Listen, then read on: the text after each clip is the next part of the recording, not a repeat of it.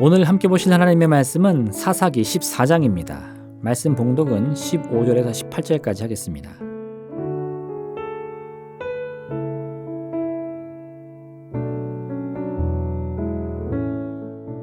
일곱째 날에 이르러 그들이 삼손의 아내에게 이르되 너는 내 남편을 꾀어 그 수수께끼를 우리에게 알려달라 하라.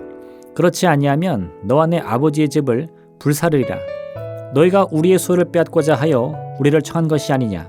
그렇지 아니하냐 하니 삼손의 아내가 그 앞에서 울며 이르되 당신이 나를 미워할 뿐이요 사랑하지 아니하는도다.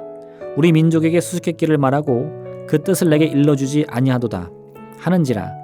삼손이 그에게 이르되 보라 내가 그것을 나의 부모에게도 알려주지 아니하였거든 어찌 그들에게 알게 하리요 하였으나 7일 동안 그들이 잔치할 때 그의 아내가 그 앞에서 울며 그에게 강요하므로 일곱째 날에는 그가 그의 아내에게 수수께끼를 알려주매 그의 아내가 그것을 자기 백성들에게 알려주었더라.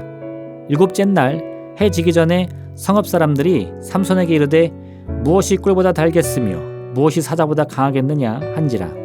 삼손이 그들에게 이르되 너희가 내 암송아지로 밭갈지 아니하였더라면 내 수수께끼를 능히 불지 못하였으리라 하니라.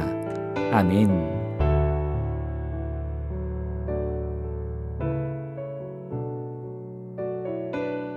성장한 삼손은 블레셋 여인을 데려와서는 결혼을 하겠다고 선언합니다. 부모님은 하필 이스라엘을 괴롭히는 블레셋의 여인을 만날 이유가 무엇이냐며 반대했지만 소용이 없었습니다. 결국 삼손은 결혼식을 올리고 신부의 친구 30명을 불러 그들과 잔치를 벌입니다. 그리고 그 자리에서 갑자기 수수께끼를 내며 7일간의 잔치 기간 중에 신부의 친구들이 이 문제를 풀면 베옷 30벌과 겉옷 30벌을 선물로 주겠다고 선언합니다. 하지만 만약 그들이 수수께끼를 풀지 못하면 그들이 각각 베옷과 겉옷 한 벌씩 해서 총 30벌을 자신에게 주어야 할 것이라고 으름장을 놓습니다.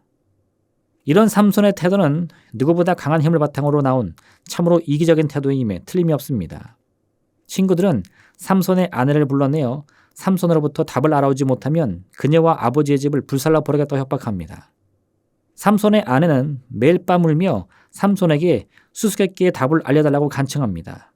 그러자 삼손은 마지막 7일째 되는 날 그 답을 말해주었는데 이로 인해 신부의 친구들이 삼손에게 답을 말하고 삼손은 그들에게 약속한 30벌의 의복을 주어야 했습니다. 삼손은 크게 분했지만 어찌할 수 없었습니다. 그래서 그는 블레셋 지역의 아스글론으로 내려가서는 그곳 사람 30명을 죽이고 그들로부터 옷을 빼앗아 옵니다. 이런 이야기 진행은 사실 하나님이 개입할 여지가 전혀 없는 그런 상황임에 틀림없이 보입니다.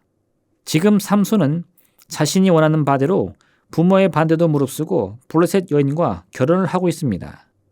그리고 그 과정에서 삼손은 나실인으로서 지켜야 할 여러 삶의 태도에 대해서도 전혀 무관심한 모습을 보여줍니다. 이런 삼손의 모습을 통해 우리가 기대할 수 있는 것은 무엇이 있습니까? 그런데 삼손이 이 여인과 결혼을 하기 직전에 성경은 이와 같이 말씀합니다. 그때에 블레셋 사람이 이스라엘을 다스린 까닭에 삼손이 틈을 타서 블레셋 사람을 치려 함이었으나 그의 부모는 이 일이 여호와께로부터 나온 것인 줄을 알지 못하였더라. 이 구절을 좀 더 히브리어 본문에 가깝게 이해해보면 그러나 그의 아비와 그의 어미는 이것이 여호와께로부터 나온 것인 줄을 알지 못했다. 왜냐하면 그가 블레셋 사람들로부터 기회를 찾고 있었고 블레셋 사람이 이스라엘을 다스리고 있었기 때문이다 라고 할 수 있습니다. 즉 이 사건은 본래 하나님으로부터 시작된 것이었는데 사람들은 그가 하나님이 블레셋 사람들로부터 기회를 찾고 있었음을 알지 못했기 때문이라고 이해할 수 있습니다. 결국 삼손의 부모는 물론 삼손 자신도 이 황당한 결혼 사건이 어떤 결과를 가져올지 알지 못했습니다. 삼손은 그저 자신의 눈에 보기 좋았던 여인과 결혼을 하기 원했을 뿐이며 이 과정에서도 삼손은 자신이 하고 싶은 일에 대해 어떠한 주저함도 없이 행했습니다. 그 결과 삼손은 수수께끼에 패해 큰 손해를 입게 되었는데 자신의 아내에게 속았다고 생각한 삼손은 아내의 민족인 블레셋 사람들에게 복수하기 위해 아스글론의 사람들을 죽이고 그들로부터 수수께끼에서 져서 갚아야 할 의복을 마련합니다. 이로 인해 삼손은 개인적으로는 사사로운 분노와 복수심으로 이 끔찍한 일을 벌였지만 결과적으로 보면 블레셋의 지배를 받고 있던 이스라엘이 사사를 앞세워 블레셋에 대적하는 모습이 된 것입니다.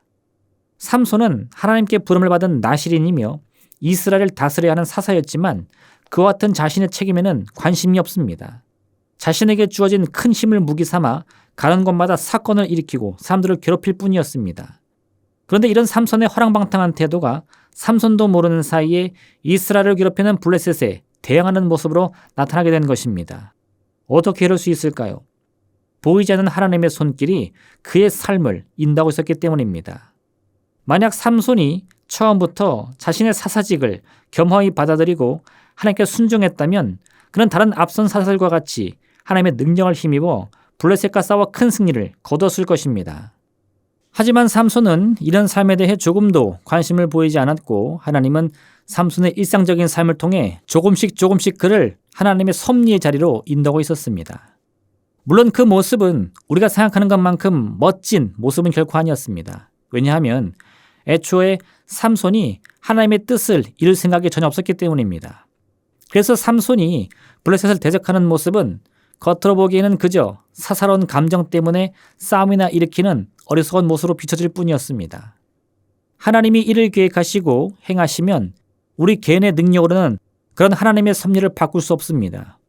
요나가 하나님의 뜻을 벗어나기 위해 파도가 치는 바다로 자신의 몸을 던졌음에도 불구하고 그는 결국 니느웨 성으로 가야만 했었던 것처럼 말입니다. 우리는 이와 같은 삶의 원리를 잘 기억해야 합니다. 우리의 삶조차도 실은 우리 마음대로 할 수 없으며 그 모든 삶의 원리를 주장하시는 분은 오직 하나님뿐입니다. 사람이 마음으로 자기의 길을 계획할지라도 그의 걸음을 인도하시는 이는 여호와시니라. 우리가 이와 같은 사실을 믿음으로 고백한다면 우리의 삶에는 아주 큰 변화가 일어날 것입니다. 가장 먼저 삼손과 같이 자기 눈에 보기 좋은 것을 행하려고 하는 욕심과 이기심이 사라질 것입니다.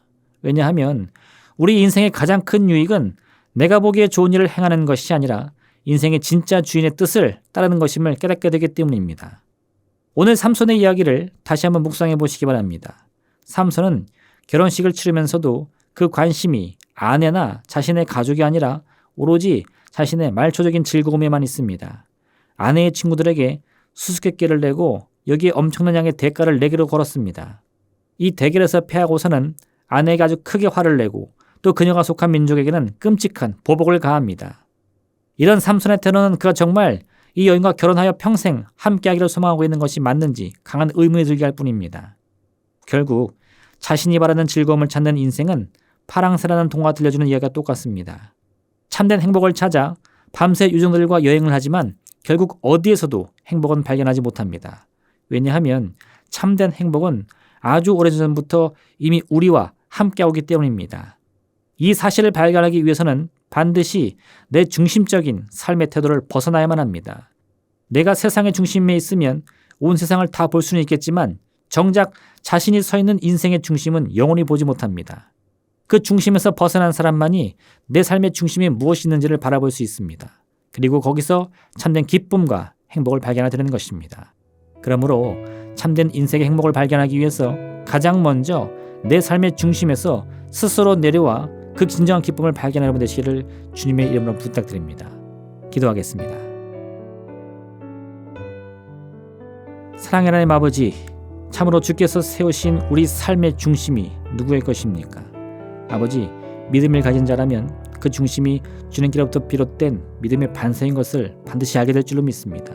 내 것이 아니요 내가 소유할 수도 없는 바로 그것을 다시금 주님께 돌려드리며 하나님의 뜻 가운데 그 섭리 가운데 내 모든 삶을 맡길 수 있는 믿음의 삶을 살게 도와주옵소서. 이를 통해 지금껏 발견하지 못한 인생의 참된 즐거움과 소망을 함께 깨닫고 누릴 수 있는 복된 하루 되게 허락하여 주옵소서. 예수님의 이름으로 기도합니다. 아멘.